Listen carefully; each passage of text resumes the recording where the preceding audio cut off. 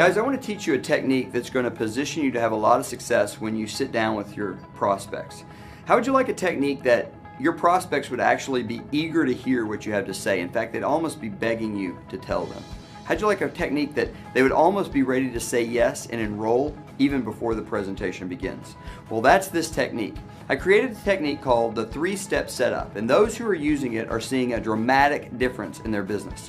I'm going to give you the 3 steps, and then I'm going to give you the verbiage for each of the 3 steps, and it'll set you up to begin to practice it. And I encourage you, use this technique every single time you show this idea to anyone. The 3 steps are: 1, why; number 2, big deal, all in; and number 3, don't care.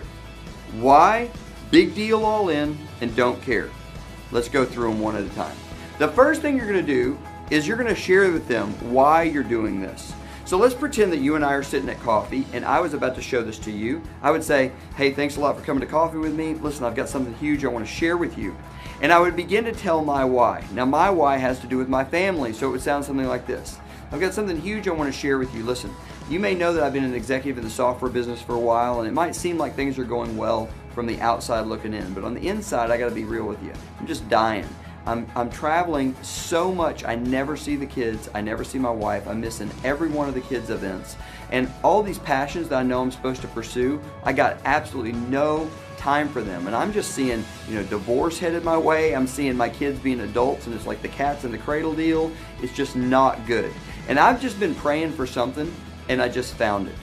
Now, let me back up and break that down. I gave you my why. Now, my why is not going to be your why. I gave you that as an example. Your why could be anything. We have people who are trying to retire and they can't. We have single moms who are tired of dropping their kids off at daycare. We have college students who are tired of burdening their parents with the financial woes of paying for college and want to get that off their back. We have people who, every kind of why, it doesn't matter what the why is, but what it does matter is that you are real, that you are vulnerable, and that you are raw. The more emotionally gripping your why can be, the better. And the last part of this first step is that you need to transition by saying you were looking for something and you found it. I use the phrase, I was praying for something and I found it, because I happen to be a person of faith. It doesn't matter, looking for or praying for, either one works just as well. But what we're doing is we're creating a problem in the mind of the listener. Here's my big problem. I was looking for an answer and I found it. That's step 1. Step 2 is going to be big deal, all in. So the way that would sound is this. You've just said, man, I was looking for something and I just found it. Now this thing I just found, it is a huge deal. It's going all over the world. It's a viral social phenomenon, and I've done all the research, and let me tell you, this is my ticket. I am all in. All we said there, guys, is that it's big. We gave them a little reference to how big it is. We want them to know that this is not some small-time thing. This is truly happening all over the globe. Hundreds of thousands of people are getting involved. Now, we're not saying all that. We're just inferring it by telling them how big it is. And we've told them we've done the research and decided to put our chips all the way in, using the poker metaphor. So we're going to say it's a big deal. We've done the research and we're all in. The last step is don't care. And here's how that would sound. You've just said, and listen, I've decided I'm putting my chips all in. I am all about it. Now, here's the thing. I'm not sure how you're going to, take this. I'm not sure how it's going to impact you. You may love it. You may not get it right away.